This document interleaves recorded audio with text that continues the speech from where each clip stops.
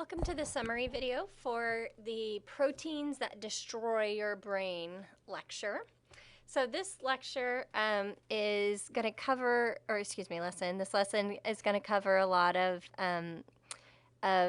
thoughts and discussion about how to clean surfaces. So we've already talked about antibiotics and how to get rid of organisms inside of our body. This lesson discusses how to get rid of those things in the surface. Like hospital beds, floors, tools, things like that. So we're going to talk about all of that in the context of prions. I like to say that prions are kind of like the sci-fi of micro. So prions are something like they're called prion. It stands for protein infectious agent or proteinaceous infectious agent. Prions are proteins that are found in all of our bodies. There's one particular protein that's been thoroughly studied and kind of classified as the prion, and it is a protein called the PRP protein, which is found on the outside of certain brain cells, certain neuronal cells. And we all have it, and it's important for normal brain function. And it's been found that certain PRP proteins in certain people will suddenly misfold. And when that happens, it sets off an entire cascade of problems that can result in a variety of different diseases. And this is not just in humans, it's found in many, many, many different mammals. Across the world. In humans, the most common form of prion disease is called Creutzfeldt-Jakob disease, or CJ or CJD. But there are others that are found, and do note that all of these are rare compared to kind of what we think of as a common disease. But it's really interesting when they do occur. You get this very interesting neurological presentation. And what's the difference between all these different human diseases? The difference is the way that the protein misfolds. Depending on how it misfolds, you get a very large range of timing of the disease, how quickly you deteriorate. You get a range of exactly how the symptoms present. But it's all based on this one normal protein suddenly misfolding. So you can watch the videos. I think they do a pretty good job of explaining the way that our current understanding is of prions. I do want to note that the most well-known pop culture prion disease is mad cow disease, and that really hit the media in the mid-90s. It was a big deal in England. There was a big issue where meat was brought to market, where people were actually buying and eating meat that came from cows that were shown to have mad cow disease. And the question was, well, can humans get these misfolded prions and through eating? And that kind of set off this big media frenzy because there's a large population of people who were exposed to this potentially. So most of the cases of prion diseases that are seen in humans are sporadic, meaning they just pop up. We don't know why. There is a definite group of genetic cases where if there's a certain mutation in certain genes, you're more likely to have the misfolding. And then there's a small section of these that are acquired. And most of the time it's acquired iatrogenically. Iatrogenically means as a result of medical intervention. So this is different than nosocomial. A nosocomial infection is one that you get just while you're in the hospital. An iatrogenic disease or iatrogenic infection means the medical attendant did something that directly resulted in the disease. So most of the time this is surgical or some type of chemical intervention or something like that results in a particular disease. So it's been shown that there are not a lot, but have been some cases of human prion diseases, particularly Creutzfeldt-Jakob, that were caused by medical intervention. And that sets off this really big kind of scary question, because this is not something that we've been thinking about. Normally the nervous system tissue is considered sterile. You don't even have normal flora that live in your nervous system. So it's not something that people are very, microsensitive, if you will. Not that people are overly casual, but at the same time, it's not like, you look at a piece of intestine that is covered in nasty infectious bacteria. Here, brain matter is not regarded with that aspect, but potentially there is something infectious in that. And so, have we really been doing all that we should be doing to sterilize and clean those tools? So, even in doing that explanation right there, I used an important vocabulary word, sterile. So, we need to define all of that when we're talking about this. Um, the other thing that kind of goes with that is like, okay, if there are cases of Creutzfeldt-Jakob that have been shown to be transmitted through medical intervention, are there any other prion diseases? And I think the video, there's a video about Alzheimer's in particular, that talks about maybe it's actually infectious. And there are several other diseases that are being looked at as potential prion diseases based on the pathology, based on the cytology. In other words, what the disease is caused by at the cell level. In particular, multiple system atrophy, MSA, really, really strongly looks like what happens in Creutzfeldt-Jakob and the other human prion diseases. So there's strong suspicion that maybe ALS, maybe MSA, maybe even Alzheimer's disease actually have a prion component. The things that make it prion are that it's a normal protein that misfolds, that sets off this thing, and that the misfolding is self-propagating, meaning it's not just one protein that gets messed up, but once one happens, it spreads to the next and spreads and spreads and spreads, and then all copies of that protein in the area get the same misfolding. So it's one bad apple spoiling the whole bunch. It's not just a one-off protein. So you can watch the video, and that's just some food for thought. Maybe we've actually accidentally been potentially spreading Alzheimer's or spreading ALS without realizing it, because there's actually a communicable aspect to it. So what do we do to try to prevent the spread of prions? If we know we have a patient with Creutzfeldt-Jakob, for example, how should we treat the tools and treat the tissue? And what do we do to treat the surgical, the OR, so that we don't contaminate that for future patients? Well, that brings up a series of vocabulary words all about decontamination. So decontamination is a very general word. It just means you reduce the number of microorganisms. So that could be, you take something that's got a lot of bacteria and you kill them all. Or that could be you take something that's got a lot of bacteria and you reduce it a little bit. So it doesn't tell you exactly how clean it is. It just says it's better after you've decontaminated it.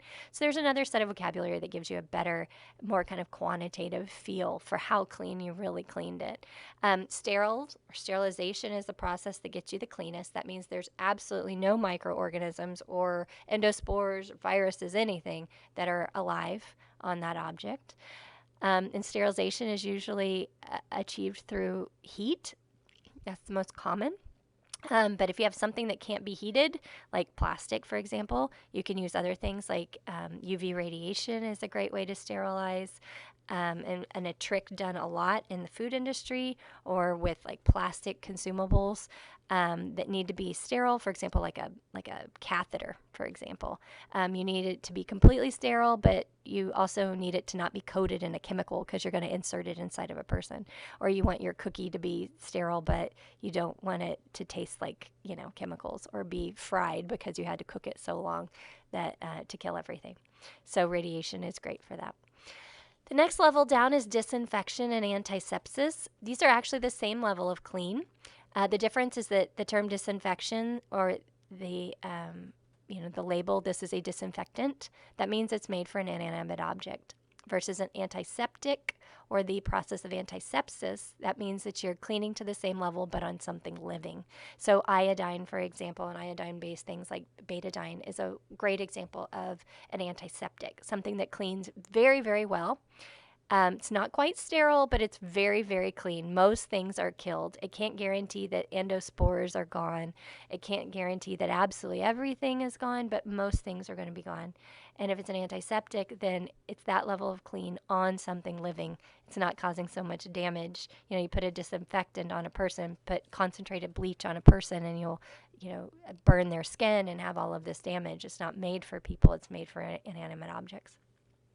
And then the lowest level of clean, the one that leaves behind the most organisms, is sanitization or a sanitizer, like your hand sanitizers. That means that it's pretty clean. A classic sanitizer is washing your hands, soap and water. Your dishwasher, your hand sanitizer, your Purell, right? So you could still culture some stuff, but you kill off most things. It's clean to an acceptable level.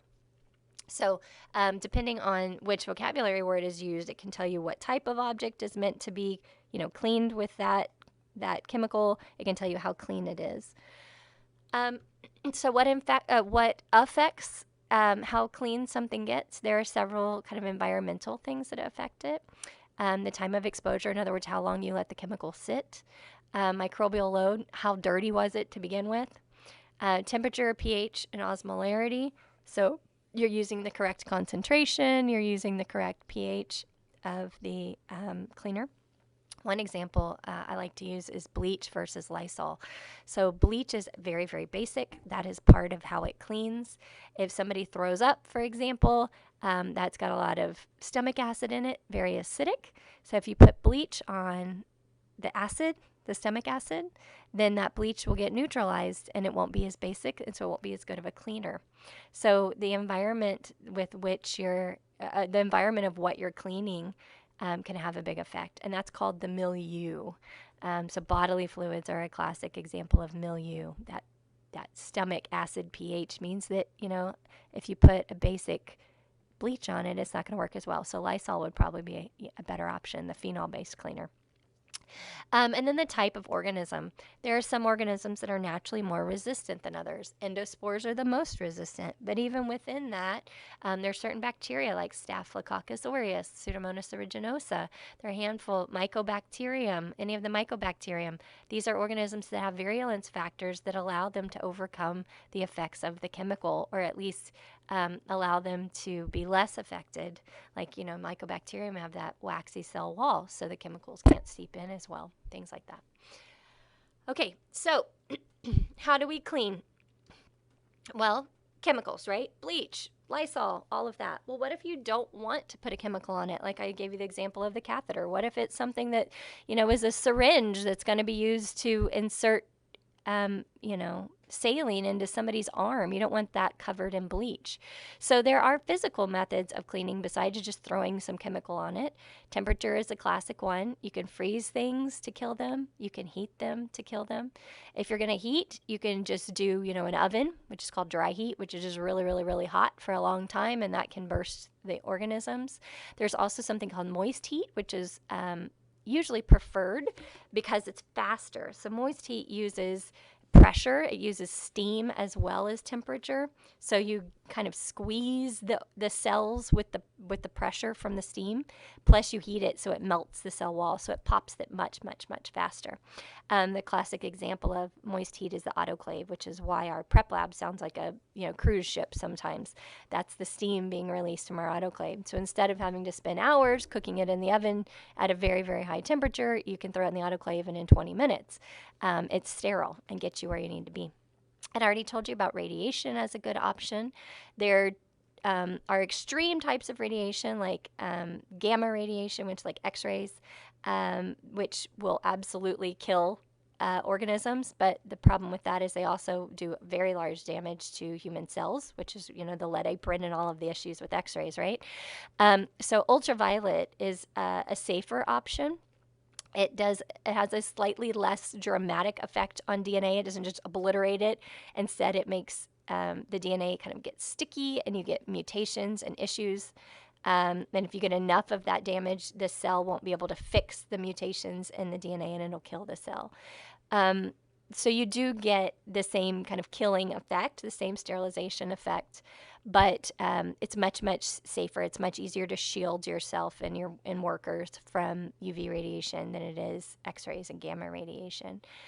It also doesn't affect temperature or taste, so you can do radiation, sterilize things that are plastic or or food, things like that, that you couldn't just heat or freeze.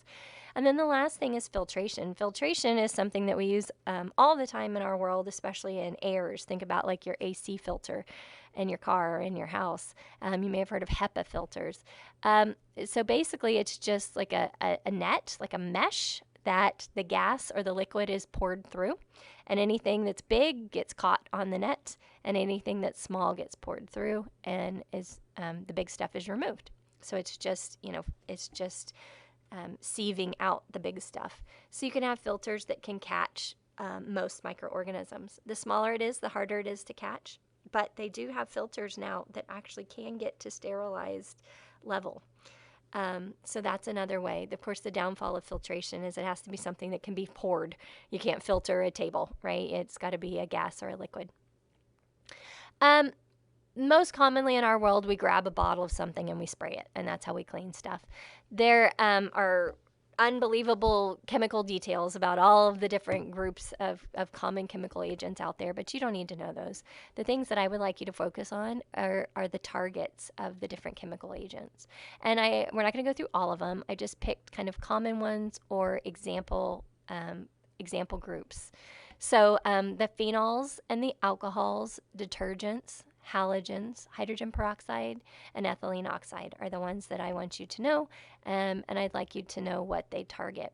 So the phenols are where you find Lysol, for example, and what the phenols target are the cell membranes and proteins. So any proteins that are there actually can also be misfolded and destroyed. Alcohols, like you're rubbing alcohol in your hand sanitizer, that goes after the cell membrane, which hopefully makes perfect sense to you. Think about the decolorizing step of the gram stain. Detergents, that would be like soap, just soap and water. That goes after the outside of the membrane. It actually causes the cell membranes to fall apart and clean them that way. Halogens are where you find things like chlorine, like your swimming pool, bleach, iodine. Those are all in the halogen family. And halogens primarily go after proteins that are in the cells and destroy them. Hydrogen peroxide actually also does the same thing. I do like to make a note with hydrogen peroxide. Hydrogen peroxide has the potential of being a sterilizer. It has the potential of being incredibly effective at destroying cells. The problem is it's so effective at destroying cells, it destroys ours just as well. So just like many of these chemicals, you have to dilute them down. You can't take high levels of concentrated halogens or high levels of concentrated hydrogen peroxide. They would be too caustic and too dangerous for a person to even be around. So we have to dilute it down. So next time you're at in your medicine cabinet or at the drugstore, look at hydrogen peroxide. Look at the percentages. Usually they're less than 5%, 2 or 3% is what you typically find to put on your skin. Otherwise, you start getting to the higher levels, you put it on your skin and you would start burning yourself and having damage. So it has to be diluted way, way, way down. Ethylene oxide is the other thing to talk about. Ethylene oxide is not something you'll probably see in your life. It's a gas that's a sterilizing gas. It's actually very, very, very effective at causing tremendous amounts of DNA damage. It's very carcinogenic. It's very explosive. It's very flammable. It's definitely not something that you pull out at the local clinic to clean things. It's usually found in industrial kind of manufacturing situations, but it actually can completely sterilize things. So it's a chemical sterilizer that's actually used at that level of sterile, but tremendous amount of safety steps have to be taken in order for it to be used. Okay, so that being said, how do we clean up after a person with Creutzfeldt-Jakob, for example? Well, it's still being worked out, but at this point, there's a multi-step process. No, you don't need to know the details. Like I said, it's still being worked through. This is a dynamic process, but I would like you to see that it is a multi-step thing. It's not just, throw it in the autoclave and let it go. Autoclaving is actually not consistently effective at getting rid of prions. It's not just throw this chemical on it. You just can't trust that. So it's a multi-step process using certain chemicals, and the procedure is very, very particular. It's got to be done in a certain way, and in order to actually confidently get rid of it. And even that, notice you have to test it. You have to make sure, you have to inspect it and test that the protein, that the PRP protein is actually completely removed from the tool or whatever it is that you're cleaning. So this is an interesting lecture as far as the potential for change in the future. As we discover more and more about prions and the spread, the potential spread of prions, this may have a big impact, especially in neurosurgery. Anything involving the nervous system, because that's where these prions that we have discovered so far are all held.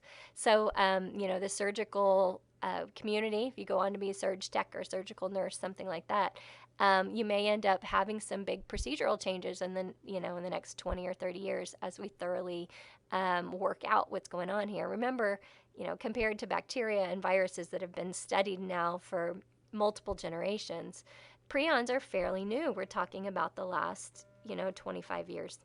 So all of this is happening right now as we're figuring it all out. I hope you enjoy this lesson. I hope it gives you some interesting food for thought. If you have any questions, as usual, please post them in the muddiest points, and your colleagues and I will try to answer them for you. Best of luck.